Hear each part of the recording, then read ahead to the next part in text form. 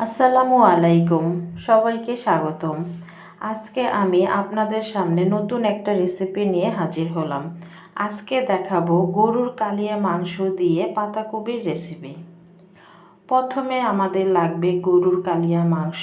এখানে আমি গরুর কালিয়া মাংসগুলো ছোট ছোট করে কেটে নিয়েছি। আপনারা চাইলে শিলপাটায় ছেঁচে নিতে পারেন। প্রথমে আমি কড়াই নিয়ে নিয়েছি। এখন সামান্য পরিমাণ তেল দিয়ে দিব।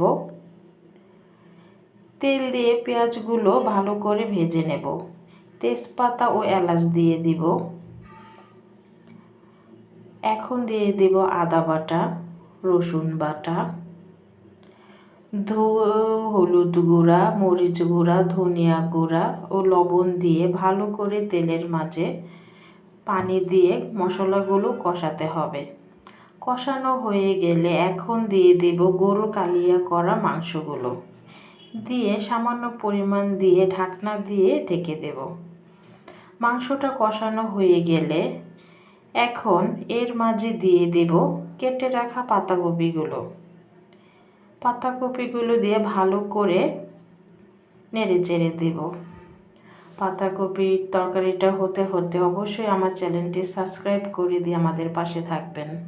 পাতাকপিটা শুকিয়ে আসলে এখন এর মাঝে দিয়ে দেব 2-4টা কাঁচামরিচ, 1 চামচ পরিমাণ গরম মশলার গুঁড়া দিয়ে দেব,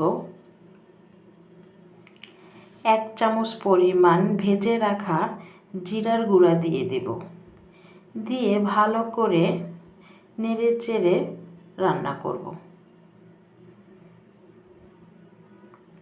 পাতাকপির এই রেসিপিটা খেতে খুবই দুর্দান্ত লাগে। আপনারা অবশ্যই বাসায় একবার হলো রেসিপিটা বানিয়ে খাবেন। তৈরি হয়ে গেল আমার গরুর কালিয়া মাংস দিয়ে পাতাকপির রেসিপি। আল্লাহ হাফেজ।